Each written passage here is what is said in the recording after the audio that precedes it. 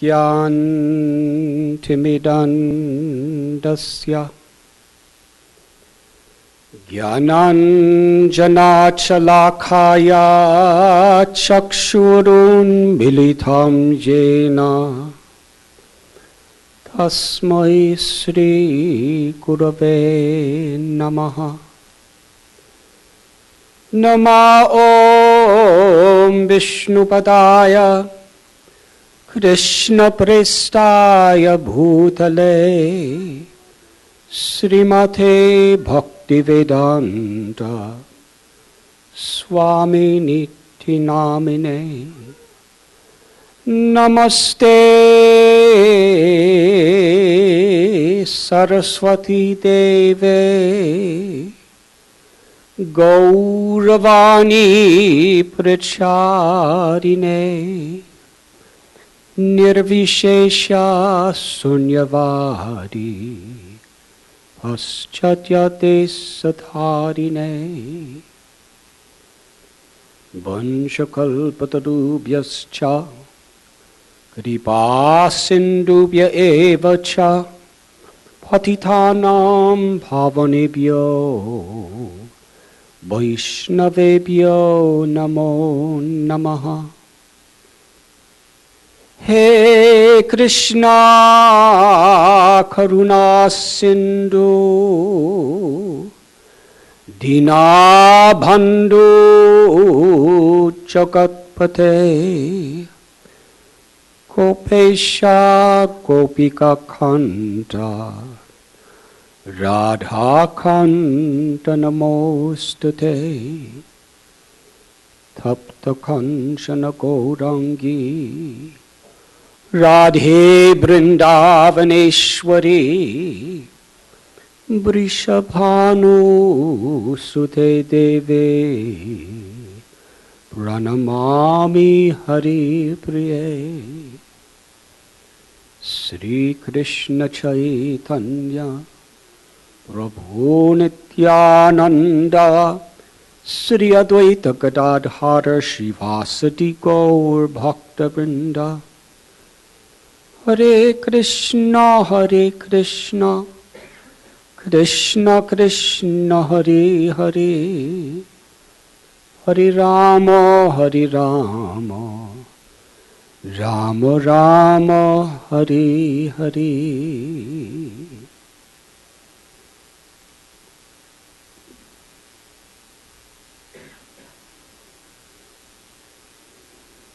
It is truly an honor to be with all of you this evening. My sincere gratitude to Sriman Hari Vilasji, Kalyan Ramanji, and to all those who have helped to organize this event, and especially to each and every one of you for so kindly being with us this evening. I was asked to speak something about the book that I have written entitled The Journey Home, and also the subject Yoga of the Heart. Some years ago, I was sitting minding my own business in the New Delhi airport, just waiting for my flight, which was expectedly delayed. A lady came up to me and said the Union Minister for the Environment and the Ecology for all of India was sitting close by, and she wanted to speak to me.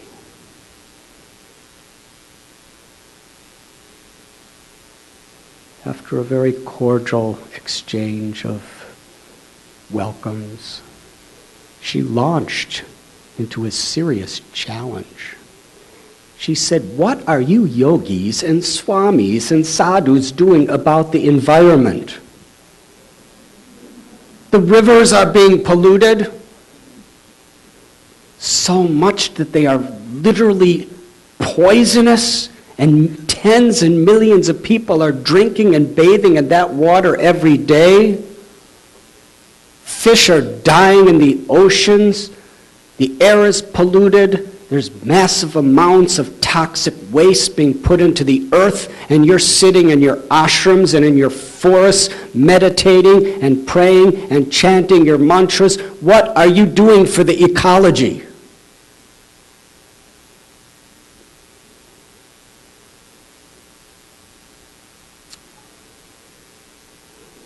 I was hoping they would call me for my flight, but they didn't.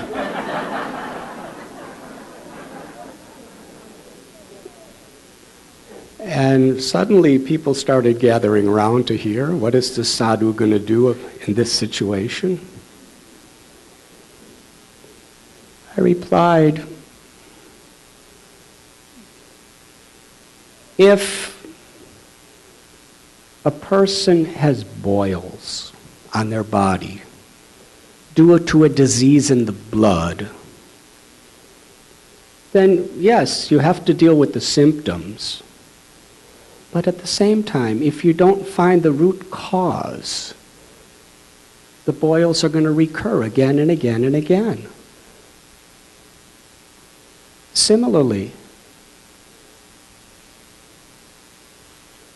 the pollution of the environment today, we have to deal with the symptoms, and that you're doing, trying to clean the rivers and so forth. But what is the root cause of it?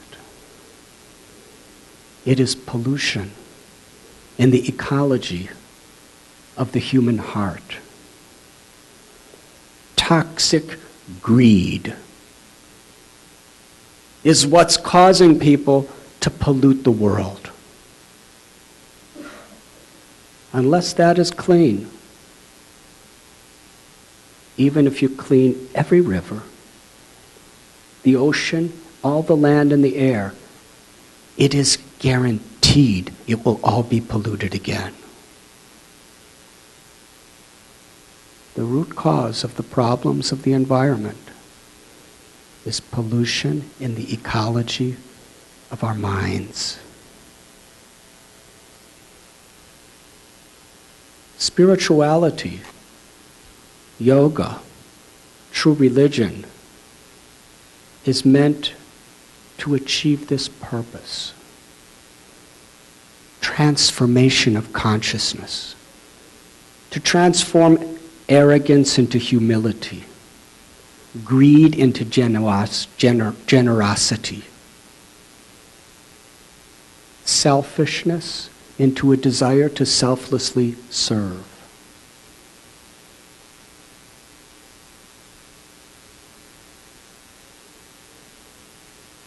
Within all of us is a living force. The Bhagavad Gita explains, Vidyavanaya sampane brahmanika vihastrini suni chaiva swapake cha pandita samadarshana. True wisdom is not simply an accumulation of data in the brain.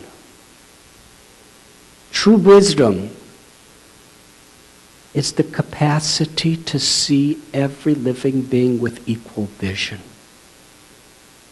Whether one is male or female, black or white or red or yellow or brown, whether one is rich or poor, from the east, from the west, whether one is from one religion or another religion or no religion, whether one is a human or an elephant or a cow or a dog or a cat.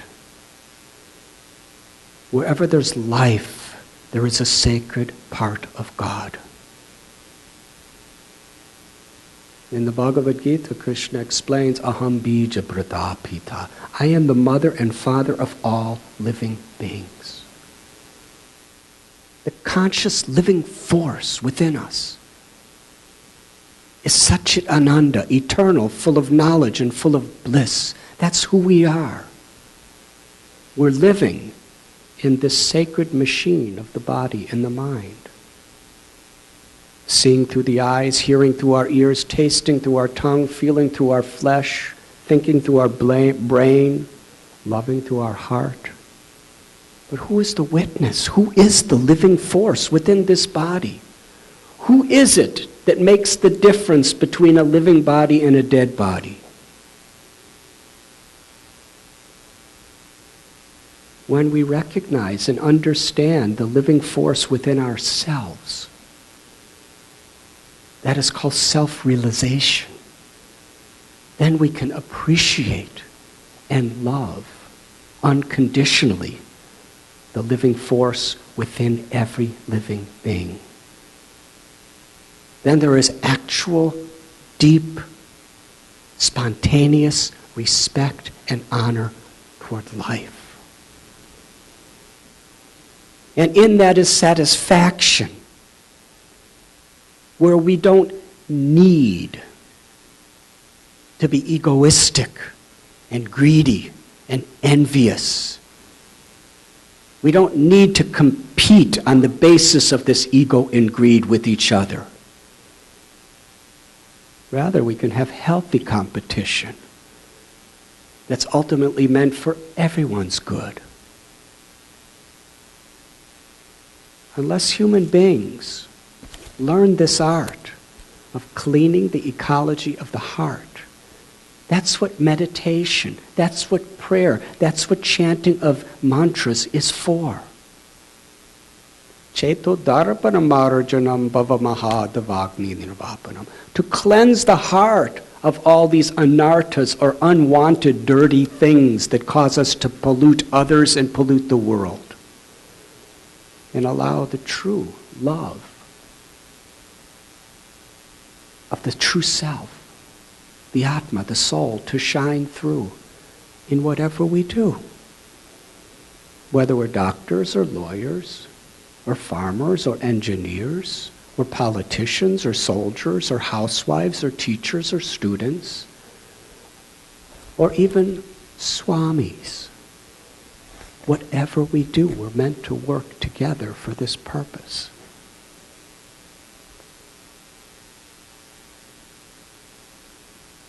When she heard this,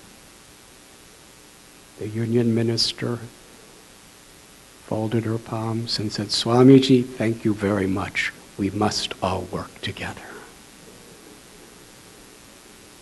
And then everyone around me clapped.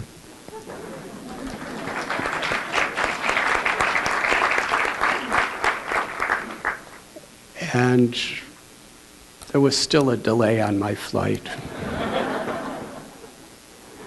India's like that.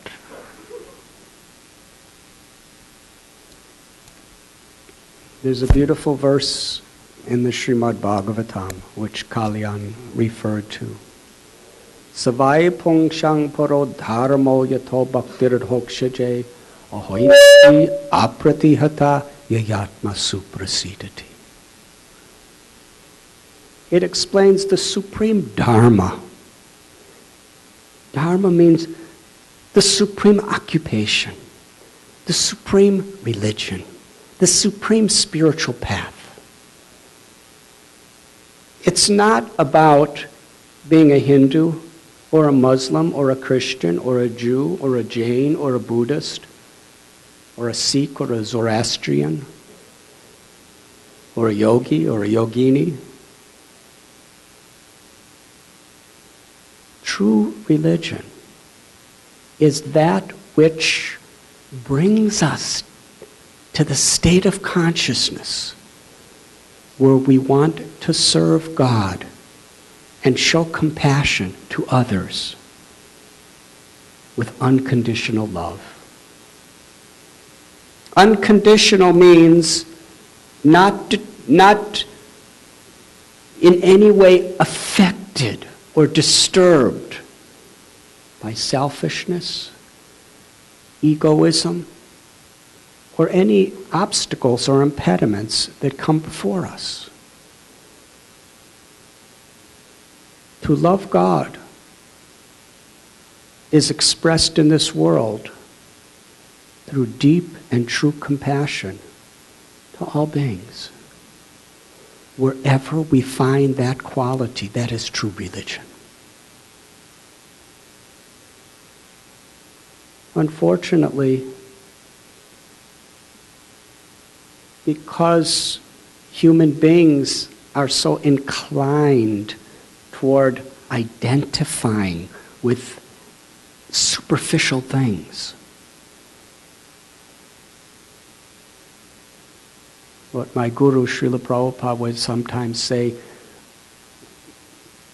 that human civilization is so much obsessed with unnecessary necessities. We identify with the ritual, we identify with the names, with the colleagues that we are associated with. But what is the essence? What is the purpose? I struggled with this my whole life. In this book, The Journey Home, it is the story of how I dealt with that struggle.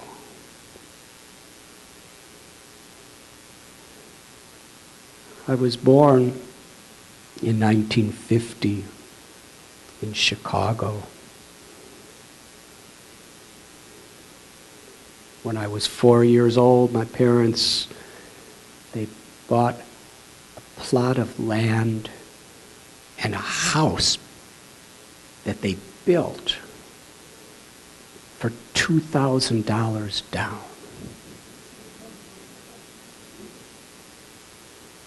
And 30 years to pay $19,000.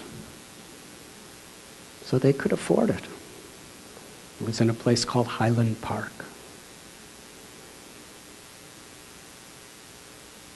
And as a small child,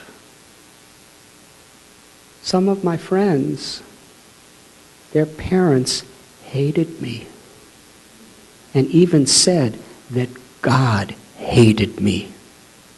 And I was totally condemned to hell because I was born in a Jewish family.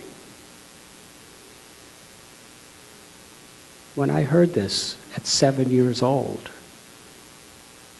it deeply hurt me. I couldn't rationalize or intellectually, philosophically sort it out. For adults, the parents of my friends, to think of me this way, simply caused confusion and pain.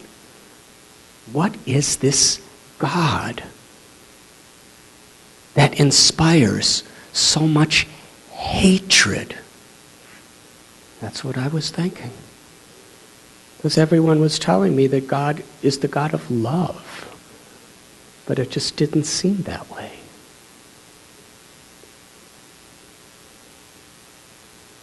As I grew older and became a teenager, it was the 1960s. How many of you were around for that era? So you know how confusing and turbulent that time was. The Vietnam War was raging. There was a draft. When you turn 18, if you're called, even if you don't believe in the war at all, you either go to be killed or killed, to kill or be killed, or you go to jail. Those were your two choices. And some of my friends' older brothers, they were sent there against their will and killed, or they came back completely traumatized, psychological wrecks, drug addicts, or wounded for life. In Grant Park, during the Democratic conventions, there were people asking many questions. I went there, and I was tear gassed and chased by club police who were beating brutally. By God's grace, I was a fast runner. And we were told that these were the people protecting our freedom. Didn't make sense. I had a job when I was 15 years old, and everyone, along with my friend Gary and myself, was from the south side of Chicago, African American. They were all my father's age. They were so beaten down by poverty, racial prejudice, and alcoholism to deal with it. I could see that they were prisoners of the ghetto and there was no hope or chance of any of these people getting out. And yet we were pledging allegiance to the flag that all men are created equal. It didn't make sense. I joined the civil rights movement. And I was cursed at, and stones, bottles, and tomatoes thrown at me when I was marching by my white brothers and sisters.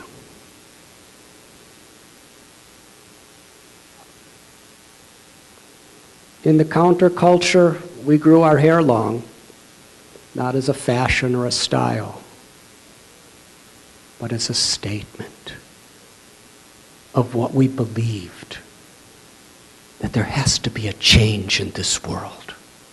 It's just not right. And it was passionate. I heard a statement that affected my heart very deeply.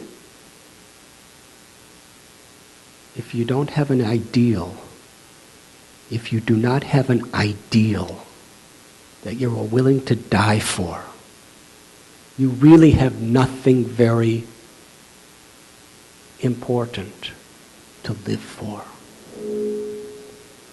I wanted to find that ideal.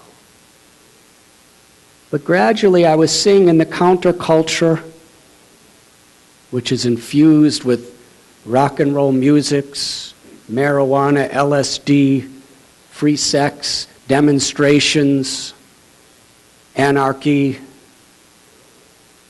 I saw so many of the same things that we were fighting against that we had.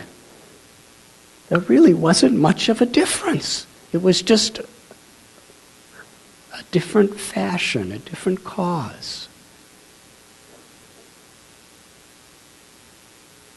I heard the words of Gandhi, be the change that you want to see in the world.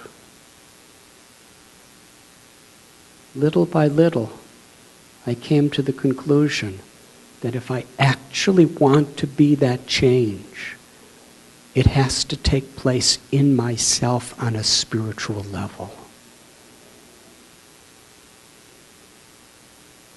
And seeing so much persecution, hearing of so many dozens of my relatives being murdered by the Nazis in Germany,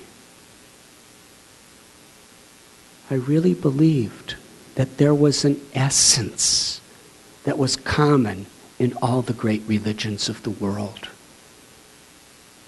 And I felt a desperation to find it. When I was 19, my lifelong friend Gary, he called me up, invited me to Cherry Hill, New Jersey to meet him, and said, Frank and I are leaving for Europe in a few days for a summer vacation. We'll be back in time for college. You must come with us. I said, I have no money and I have a job this summer. I can't leave. He said, Frank is going to pay for both of us because I don't have any money either. I said, oh, if Frank pays, I'll go. So we went, $65, a flight from New York to Iceland. That's Europe, I guess. And then we got a connecting flight to Luxembourg. It was a propeller plane.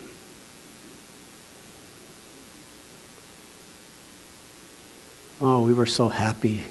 It was the first time in any of our lives we were ever off the soils of America, in a foreign land. The first day, Frank showed us what kind of accommodations he was going to arrange for us. We stayed in a little tiny one-man tent. All three of us in a campground. For Gary and I, that was fine. We were free in a way. There was a whole ocean between ourselves and our parents. We could do anything we want.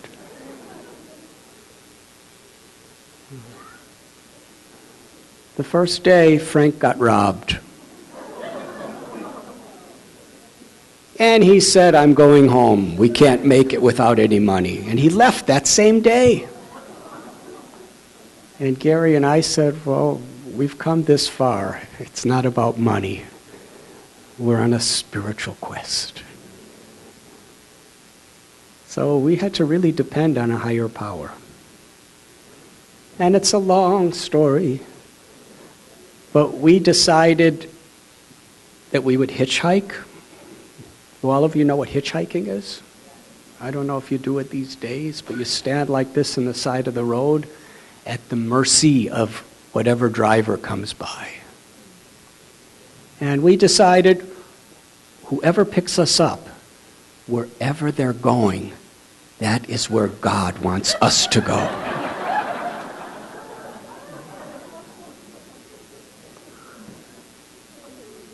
So, from Luxembourg, we were in Holland, Abcouda, and then Amsterdam, which was quite a scene in the 1960s. And then we were down to the Hook of Holland, across the English Channel.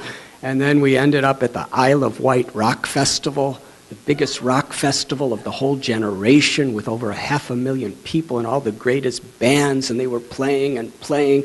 And I remember Jimi Hendrix was playing his song, and it was blaring out of the speakers. And I was thinking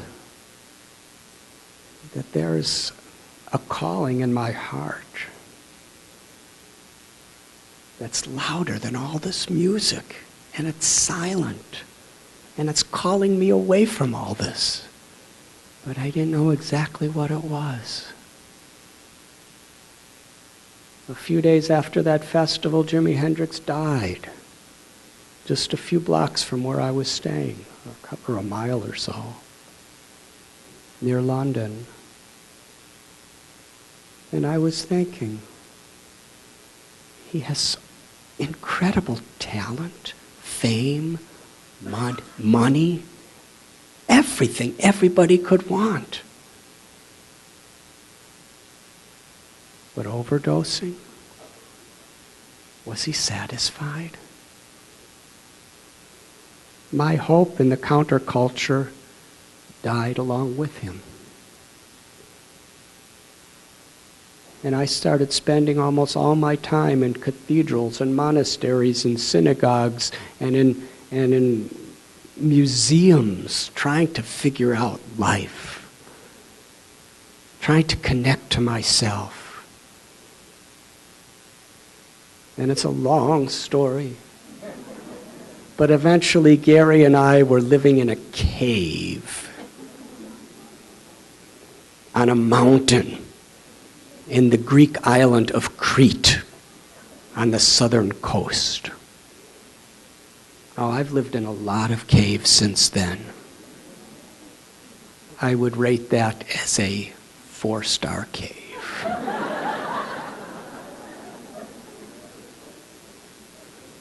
That was the beginning of my caveman lifestyle.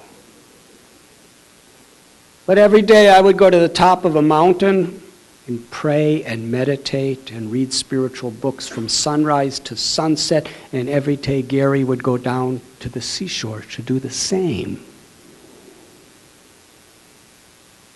And then we would meet at the cave and discuss our experiences for the day. One day, something overcame me. Practically the whole day I was praying for direction. I was weeping for a message.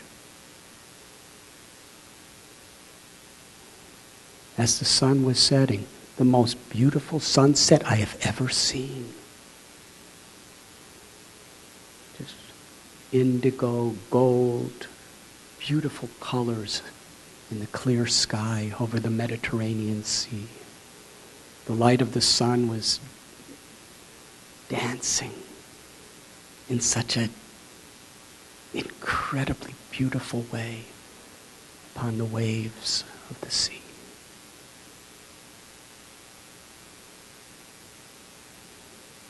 And in that moment I heard a voice. It was a silent voice, but it was the most powerful thing that ever happened to me in my life up to that point. Because I knew if I followed what this voice said, I could never turn back and my life would never be the same. It was such a serious crossroads. The voice spoke 3 words. Go to India. I had never met an Indian in my life.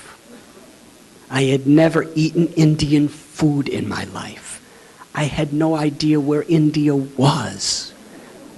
I didn't have a map and I couldn't afford one. I had nothing. But I was determined to go to India. I went back to the cave. By this time it was dark. There was one little candle, and Gary was sitting in meditation. I said, Gary, something incredible happened to me today. Gary told me something amazing happened to me. I said, what? He said, at sunset I heard a voice.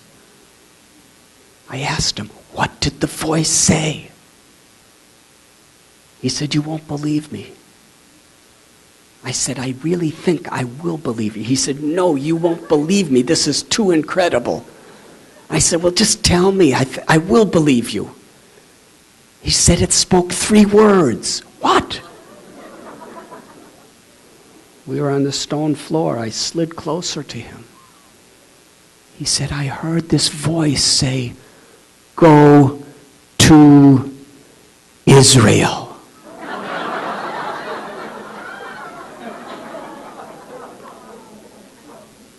I couldn't believe it.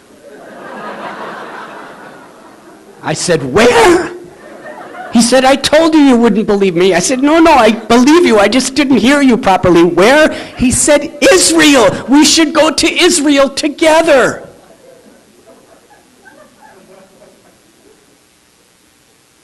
I said, Gary, he told me to go to India. India? There was total silence for 20 minutes. We were both looking out at the stars, dazed and confused about what was going on. And then I turned to Gary and said, at sunrise tomorrow, I'm leaving for India. He said, you can't do that. You have no money. Hitchhiking in Europe is one thing, but hitchhiking through the deserts of the Middle East is dangerous. You're insane. I said, I know. But I'm going. I believe if I just keep hitchhiking in the eastern direction, by God's grace, someday I will arrive in India. And he started to cry, and I started to cry. And at sunrise the next morning, we left each other. And we didn't know if we would ever meet again. Many things happened. Traveling up the coast of Greece, and hitchhiking through Turkey, Istanbul to Ankara to Erzurum, and crossing the border into Iran. Somehow or other, I would meet people who would give me enough money to get a visa for the next country. Going through Iran from Tabriz, Tehran, Mashhad. In Mashhad, I studied Islam under an Islamic scholar. While I was in Italy, I was studying Christianity with Christian monks and priests. And I was going deeper into Judaism as well. And then I entered into Afghanistan. Hitchhiking from Herat to Kandahar to Kabul. That was an extremely life-changing adventure. I'd like to share just one incident among many. In Kandahar, one night, I was sitting with about 5 other really, really poor Afghani people. In those days, every traveler, because there was like a counterculture of world travelers who had no money, and we kind of all knew each other, just meeting each other from place to place. And everyone remarked how friendly and kind the people of Afghanistan was. This is before the Russians invaded and before all the chaos.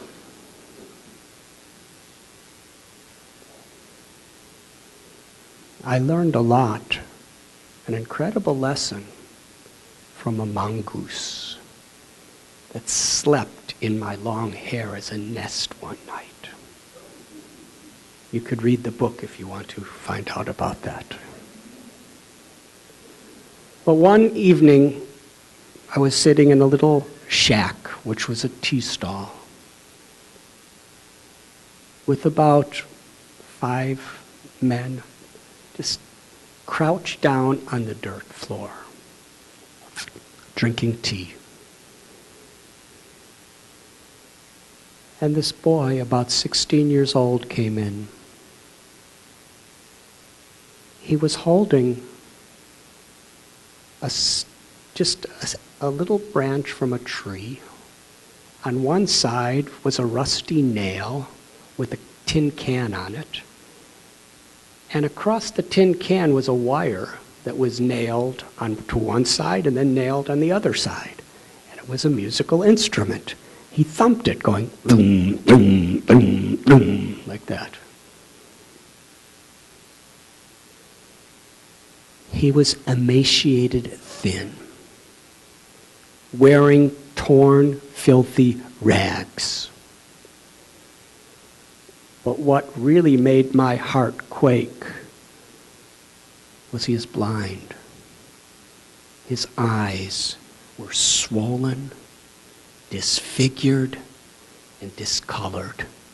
And I had never seen the uncovered eyes of a blind man. That it just looked so grotesque.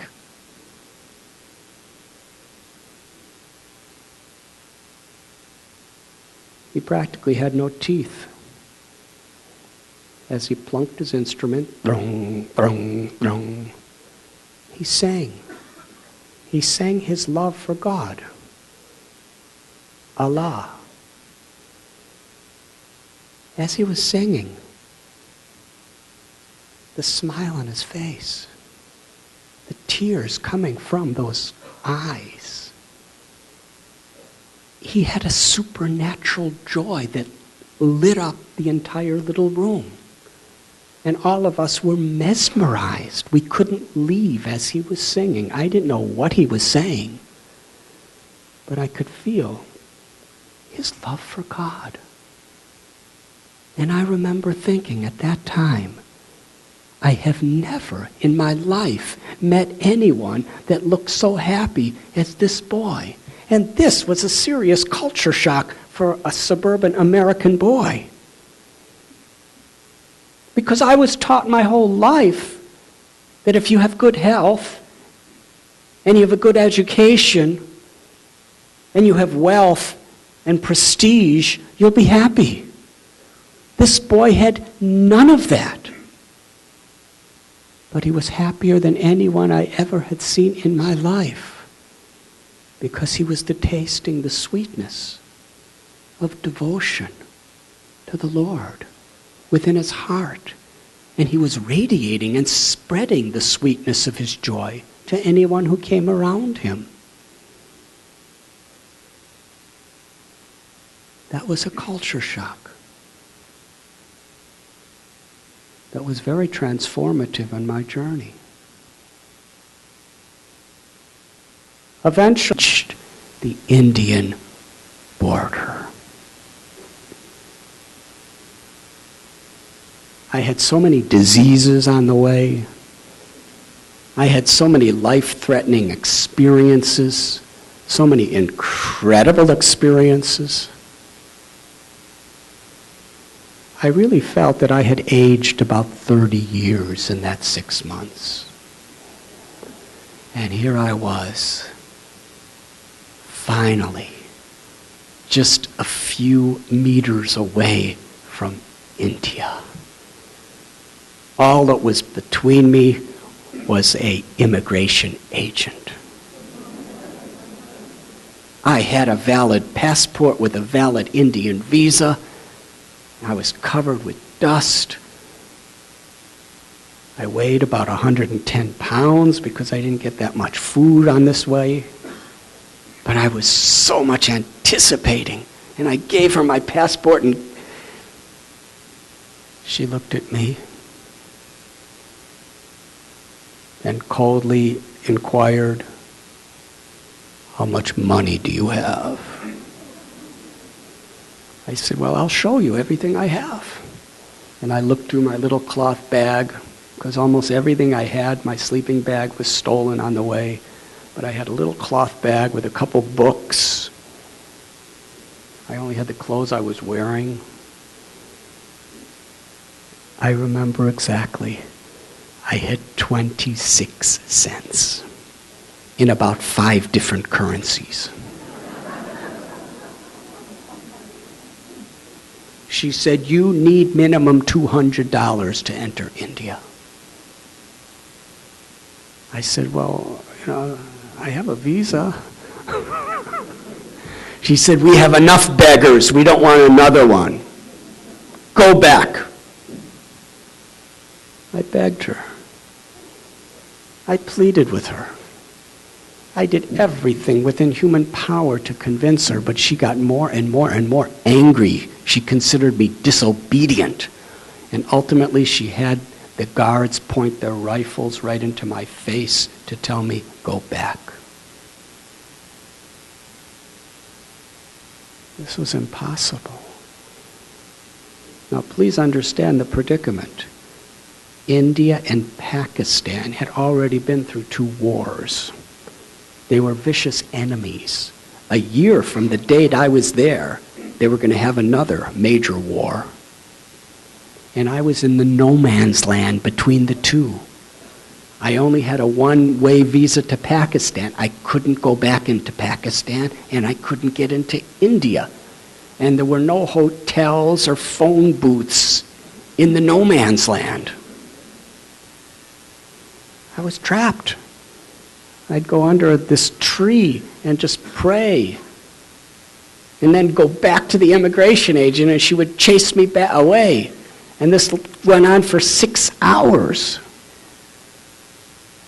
See that? Hear that baby crying? That's the way I was. I was crying like that baby, crying to God to help me. We could learn a lot from crying babies. When a baby cries for its mother, it's completely dependent on the mother's kindness. And when we can, in our prayer or in our chanting, when we can cry out for God in that way, then we can actually experience the presence of the Lord. I cried real tears. After 6 hours, as the sun was about to set, the guards changed, and a very tall, strong Sikh agent came, with a turban on. And she pointed to me and told him, "Don't let him in." She drove off, and I went up to the new agent, and before I could even show him my passport, he said, "I have been warned about you. You are a nuisance. You are a parasite. Out from here. Unless you show me $200, you cannot come in." I pleaded, "Just give me a chance. I just want to find the wisdom of your great country. I want to meet the spiritual saints of your country. I promise you, someday I'll do good for your people if you just give me one chance." And I cried. He looked long and hard into my eyes. And then he said,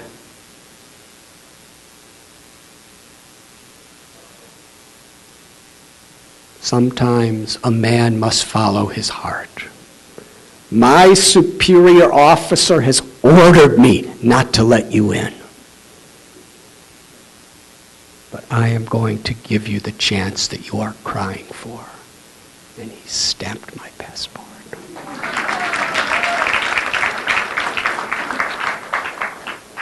He was about 60 years old. I was 19. And he put his hand on my head and said, "Son, may you find what you are crying for. Welcome to India." So I went to the Himalayas. And there, I remember first seeing the river Ganges. And I went to a very isolated place near Rishikesh and sat in the Ganges and just meditated and prayed for hours and hours. Then I saw one holy man in robes and very long gray hair and a beard. He was walking toward me, looking down into the sand. When he approached me, I stood up to receive him. And he said, "You do not know me, but I know you. I have been observing you. You are sincere. Now take off your Western clothes and offer them into the Ganges, and I will give you the robes of a sadhu." I asked, "What is a sadhu?" He said, "A sadhu is a wandering seeker, one who looks for the divinity, a homeless man wandering the world looking for God." That sounded like what I wanted to do. But I was really attached to my clothes, because they were the only clothes I had. I had no second clothes. I had gray jeans with black pinstripes and a gray turtleneck shirt with black pinstripes. Throw them in the Ganges? And I looked at the clothes he was about to give me. They were just 2 sheets of cotton. I couldn't figure out how I was going to put them on. And I took off my pants.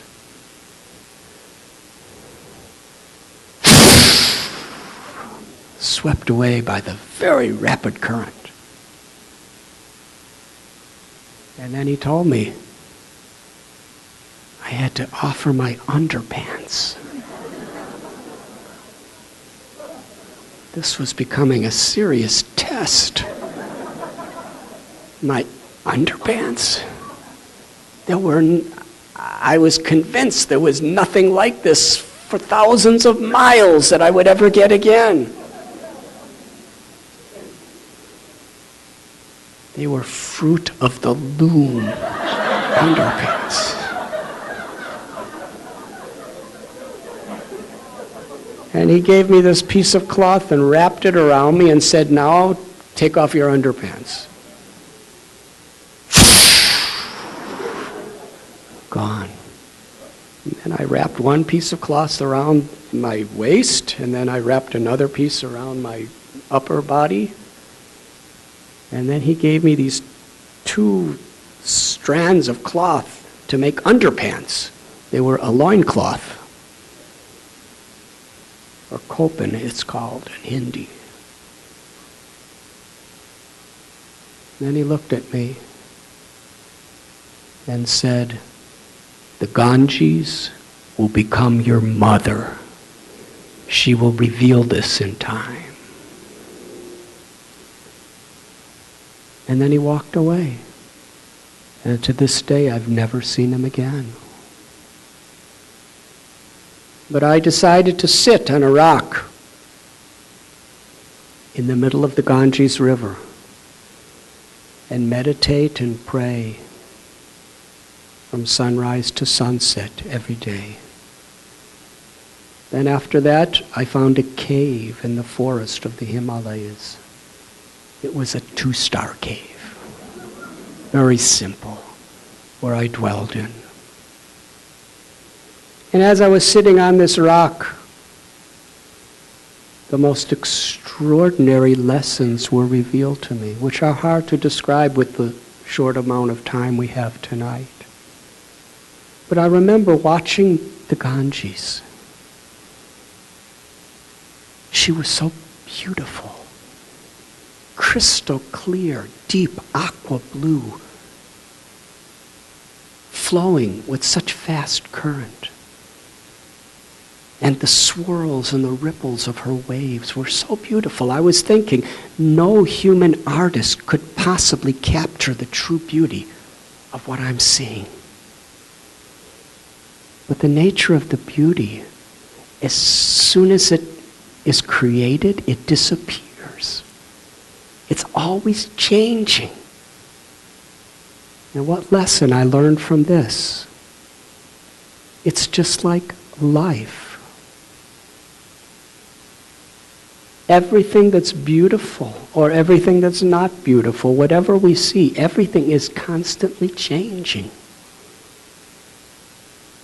But there's a current of truth that is constant. And if our happiness is based on these ever-changing manifestations, our happiness is short-lived. But actually, if we tune in and find happiness in that current of truth, which is underlying life, then whatever may happen on the surface, we'll always be happy. And one day I was thinking how Mother Ganges was flowing down from the high peaks of the Himalayas all the way to the sea in the Bay of Bengal, over a 1,000-mile journey. And on her way, there were so many obstacles. There were huge rocks that have fallen into her, massive trees, mountains, but somehow or other, Mother Ganges would either go over, around, or under all obstacles that were on her path. And similarly, if we want to reach the sea of our true aspiration in life, we can never be discouraged. We should never give up. We always have to have hope and somehow or other move over, under, around any obstacle that may come. And nothing is impossible with the grace of God.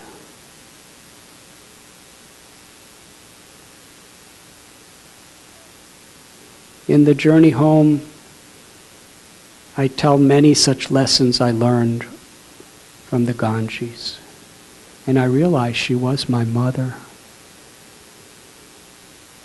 Every day, I would just drink her water, and she nourished me. And she nourished me with such incredible wisdom. More wisdom than I ever learned in my schools. Changed my life. And the beautiful sound of the song of the Ganges transformed me. Every day I would go in after the sunset, on my way to the cave, one man who was selling vegetables would give me a carrot. So a carrot and Ganges water was my diet for that month. I was so happy. But after the month ended, at least I thought it was a month because I didn't have a calendar, I decided to break my fast. Would you like to hear this story? It's a story I'll never forget. One day when I was roaming around the town of just above Rishikesh, I saw a peanut seller. And all my life I loved peanuts. And this man was roasting them fresh in sand on a wok with a blazing fire under it. And I had 1 rupee that someone gave me, which in those days was equal to 7 cents. And I was thinking I would get a little bag of peanuts for 7 cents to break my fast after a month of eating a little carrot. So I gave him a rupee, and he started patching together newspapers, and he made a grocery bag this big and filled it to the top with freshly roasted in the shell peanuts. I was so happy.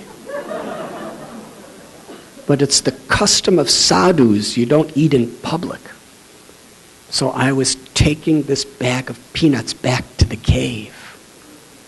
While I was in the jungle on the way, there was a big, brown, male monkey that jumped right in the path in front of me. And he looked mean. He showed his fangs, his green eyes glowered at me, and he went,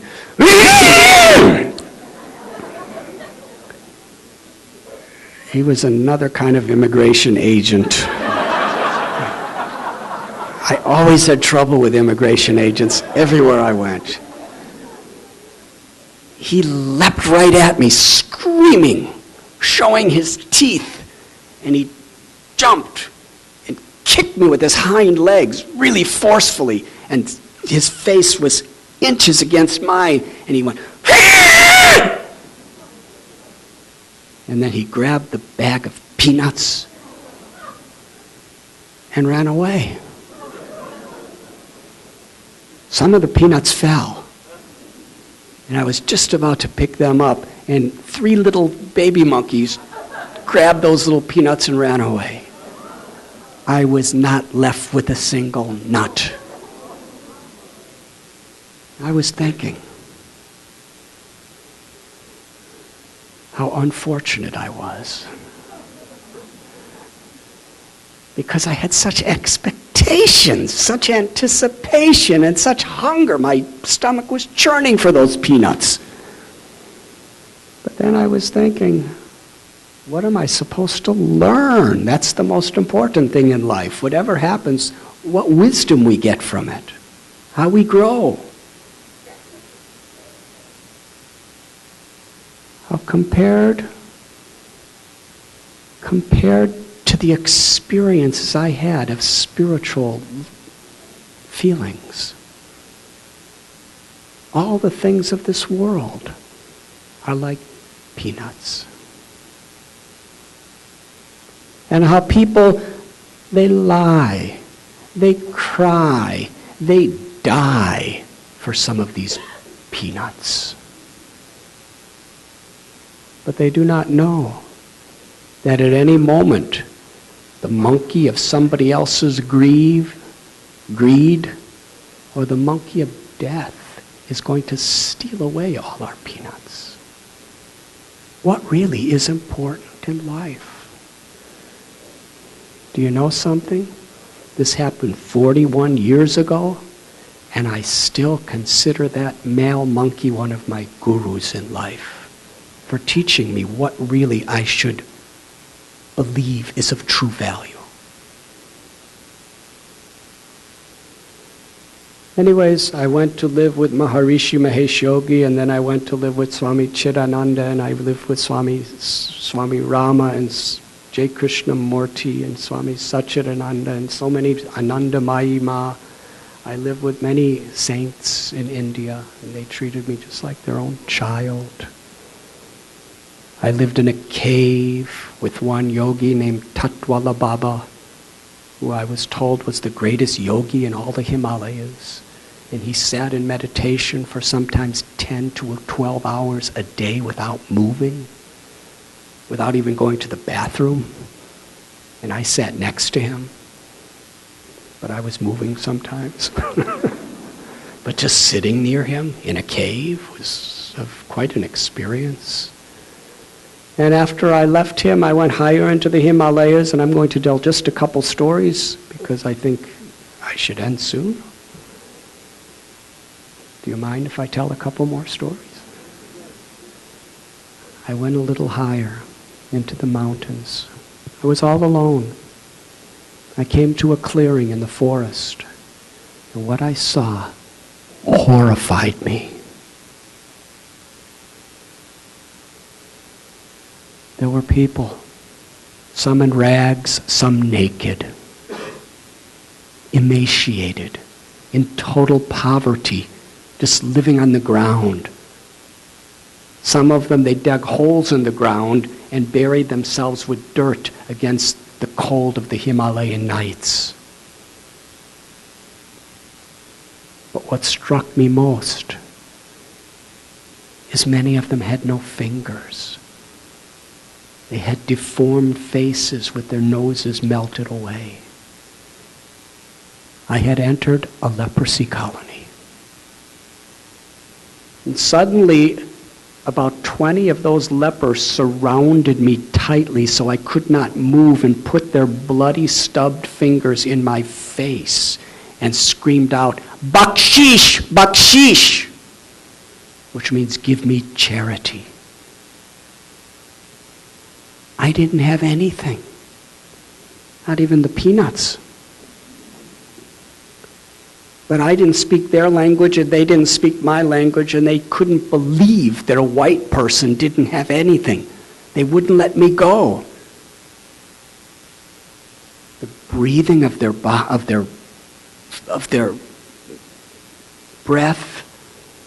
the smell of their decaying flesh.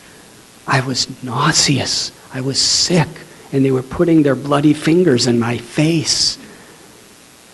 And I remember thinking, leprosy's contagious. And it's all over me. Am I going to be left to die with them? I was confused. And finally they patted me down completely and saw that I had nothing and let me go. I took a few steps and looked to my left side and stopped in my tracks. I happened to see an old leper woman laying on her side. Hardly any hair on her head. No teeth. No nose. No fingers. No toes. Her face was totally deformed. But she looked at me. She looked at me with the compassion of a mother. Through her glance, she was feeling the pain that her people caused me. And through her glance, she was begging forgiveness on behalf of her people. In her eyes, I felt the love of a mother. I felt here was someone. All she wanted in her life was to give the love of a mother from her heart. Someone, she wanted to accept it. It may have been 20 or 30 years that nobody had accepted that from her. It's as if she was begging me to just accept the love she wanted to give somebody. Then she put out her fingerless hand to bless me. And I ran over to her, got on my knees, and put my head under her hand. And I heard her say in the Hindi language again and again, "May God bless you, my child. May God bless you. May God bless you." And I looked up, and I saw ecstasy on her face. The joy of giving. Now, you may not understand this, and even I couldn't understand it. But I could tell you, as I was looking in her face, seeing the joy of her motherly affection, I was thinking, she is the most beautiful person I've ever met in my life.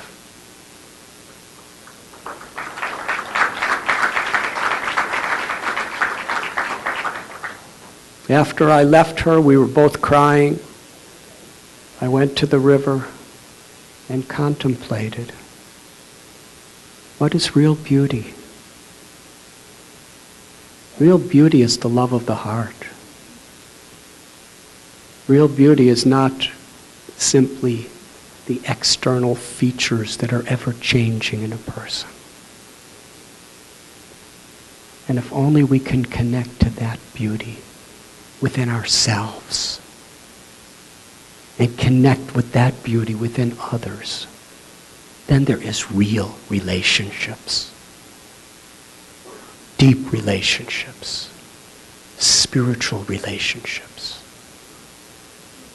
I went further and met one sadhu named Kailash Baba. He was a huge man, probably about 6'5". He was a mountain of a sadhu. He was in his late 60s, I think. People told me he was hundreds of years old, but he looked like he was in his late 60s. He was living in the jungles since he was 12 years old. And he took me in like a father to a son.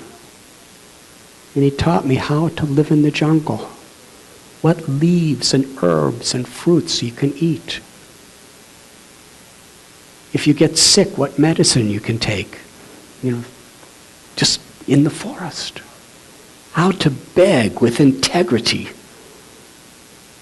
How to honor and respect the sun, the moon, all kinds of other people. How to love and respect our neighbors in the forest, which were leopards, wild boar, wild elephants, panthers, scorpions, cobras, and lots of mosquitoes. He was telling me these wild animals like the leopards and the cobras, if you fear them, they will attack you and you will die because they're all over the place. But if you love them and respect them, the soul within them, and you give them their space, then they will give you your space and you will live as neighbors. He said, I've been doing it for 50 years. This was a crash course. Because as he was telling me, there were snakes and there were cobras and there were leopards. I learned so much from him. The interesting thing, he didn't speak a word of English and I didn't speak a word of Hindi. But he taught me through his gestures, through his glances.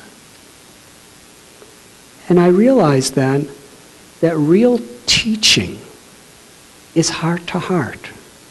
If a teacher genuinely, deeply cares to benefit the student,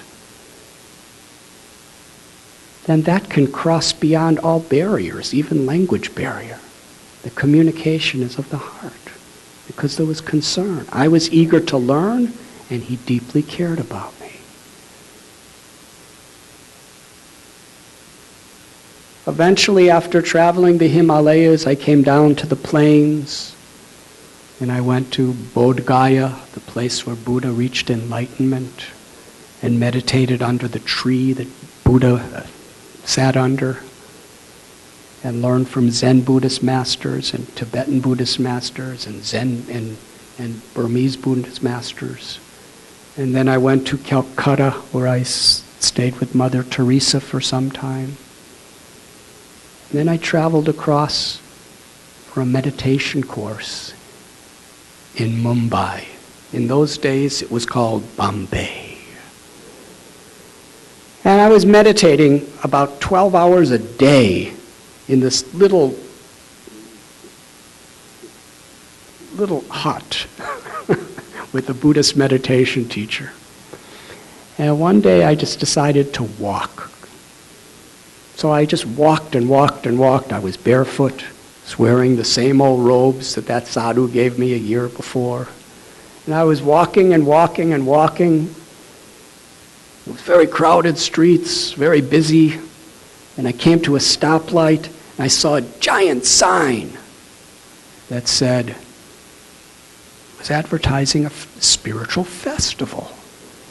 So I went. And it's a long story, but I'm just going to come to the end of it. I met some of the people there, and they were very friendly and very nice, and they said their guru was speaking in the evening. So there was a giant tent in a park in downtown Mumbai called Cross Maidan. And about 20,000 people gathered in this tent. And I was really shy in those days. I still am, but I kind of pretend I'm not sometimes. And I was in the very back of 20 to 30,000 people. Some people say there were 30,000, some say there were 20,000, and I just know it was a massive crowd. And everyone was sitting on the ground, and then there was a stage, and there was chanting, and then the guru came on the stage. He just illuminated all directions with humility and with wisdom. There was just so much grace in him. He greeted the whole crowd, and there was chanting going on. And he called over one of his assistants and said something in his ear. Then that assistant went to the edge of the stage and started signaling for somebody to come. He was going like this, but nobody came. Then he came down and went into the crowd all the way to the back. He walked right up to little me. We were just minding my own business in the back corner. And he took me by the hand and said, Srila Prabhupada wants you to sit with him.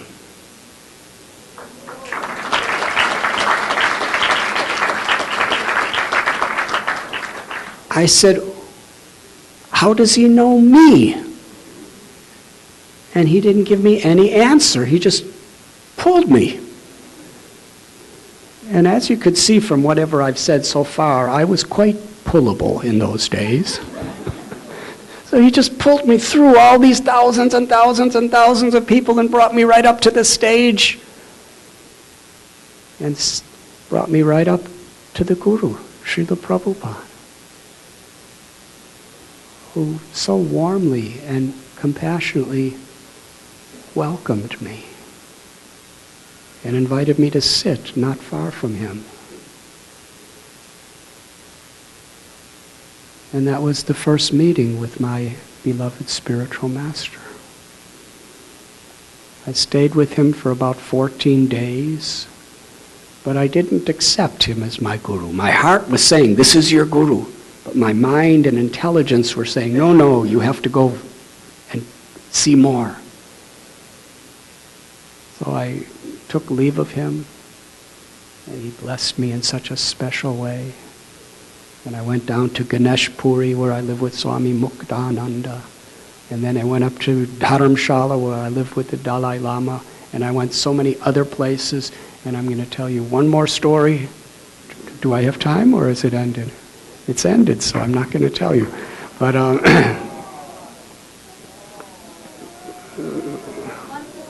one more? Okay.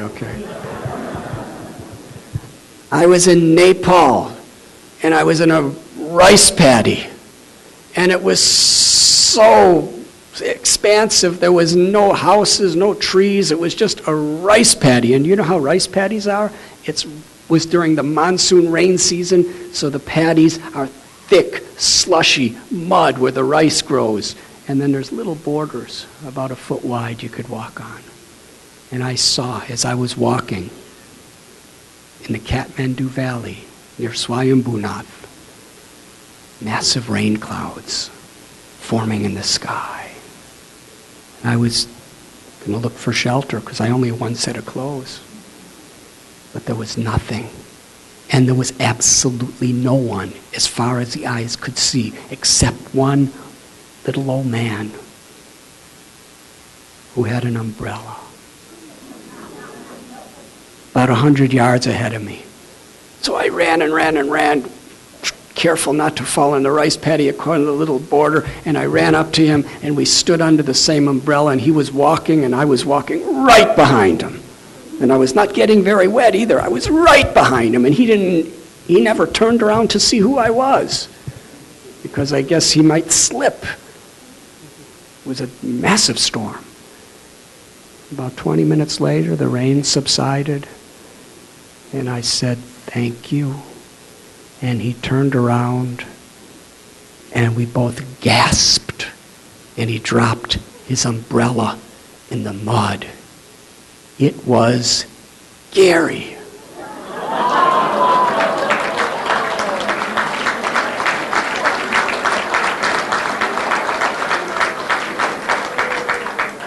We had no communication for about a year. And we were the only two people in that entire rice paddy walking under the same umbrella. And we didn't even know it. Anyways, we embraced. And he told me he did go to Israel. And he worked on a kibbutz for a year. And then he took a bus. It was called the Magic Bus. It went from Amsterdam to Delhi. And he took the Magic Bus. But I couldn't afford any Magic Buses. Eventually I came to the beautiful, beautiful town of Vrindavan, the land of Bhakti. Bhakti is the yoga of the heart, the yoga of love.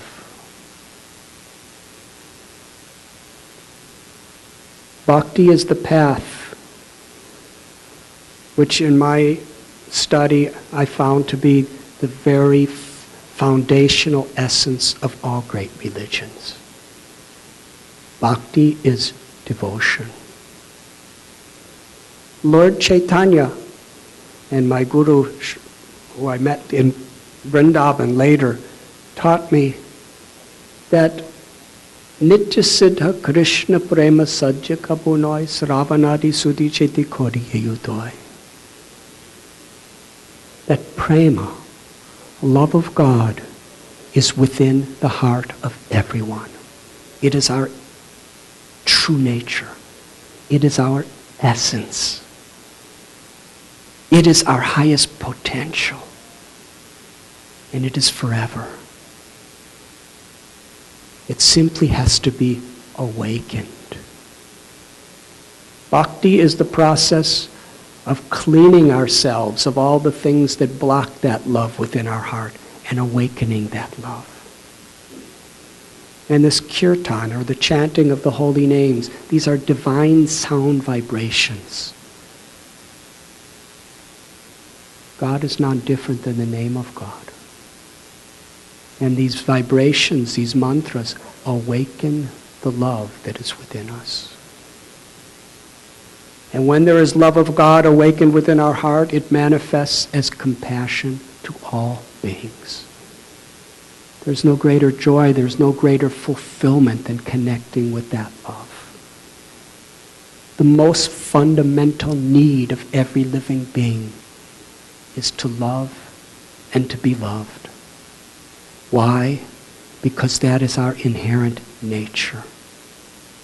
To love God, the all-attractive, all-beautiful, and to feel the infinite love of God, and to be an instrument of that love in whatever we do.